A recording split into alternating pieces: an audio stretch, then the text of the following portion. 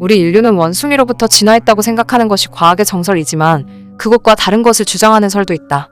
인간은 선진 문명의 우주인에 의해 유전자 조작으로 만들어진 생물이며 게다가 그 목적은 금광 채굴의 노동력으로 삼기 위한 것이었다.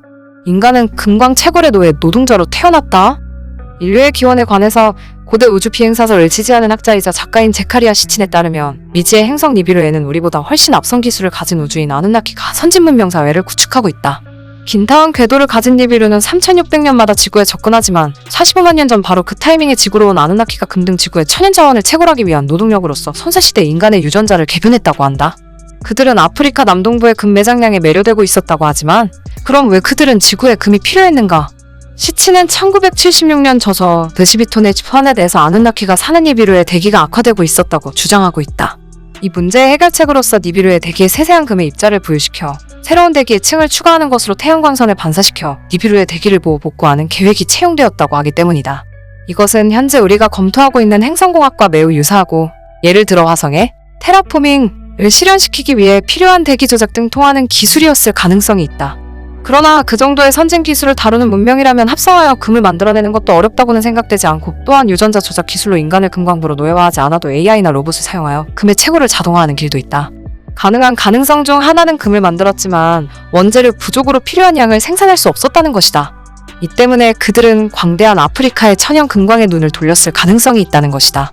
노예 이상의 지성을 가진 인간이 고대 문명을 발행, 지구의 금광의 눈을 돌린 것은 좋다고 해도 금을 채굴하는 로봇을 만드는 대신에 왜 DNA를 조작해 노예 인간을 만들었을까? 저서 워스버거반기 2001에서 시치는 원래 아누나키는 우주선에 탑재된 기술을 구사에 지중해에서 금을 채굴하는 것도 생각했다고 말했다. 그러나 그 특별한 수단에 나오는 것은 어디까지나 금 채굴량이 불충분했을 때 한정된 이야기였다. 아누나키는 지구상에서 효율적으로 금을 채굴하기 위한 노동력으로 한 발 앞서 지구에 있던 우주인 이기기를 사육했지만 어느 때부터 이기기는 아누나키에게 반항하게 되었다. 당시 이기기는 수로를 파는 것이 강제되었지만 그들은 그것에 질려서 아누나키의 수령의 한 사람인 엘릴에게 반항한 것이다.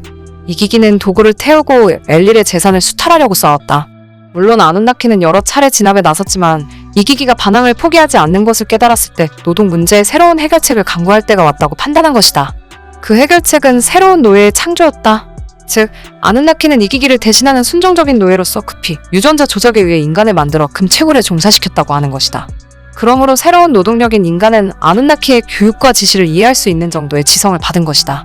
원래 아누나키의 관심은 아프리카에서의 금 채굴에 한정되어 있었지만 인간을 창조해버린 것에 의해 당초의 계획보다 지구의 문제에 관여하지 않을 수 없게 된 것이다. 그럼 만약 이기기가 반항하지 않았으면 우리는 탄생하지 않았던 것이 된다. 그리고 행운인지 불행인지 인간은 단순한 노예 이상의 지성을 가지고 있어 아누나키의 지혜를 받고 고대 수메르 문명을 쌓은 것이다. 제카리아 시친이 말하는 장대한 이야기에는 압도당할 뿐이지만 인류의 금에 대한 집착과 금이 근본적인 이유인 수많은 다툼을 설명할 수 있는 이야기일지도 모른다. 시청해주셔서 고맙습니다. 좋아요를 눌러주세요. 반드시 채널을 등록하시고 알림을 켜주세요. 새로 영상이 등록되면 바로 아실 수 있습니다.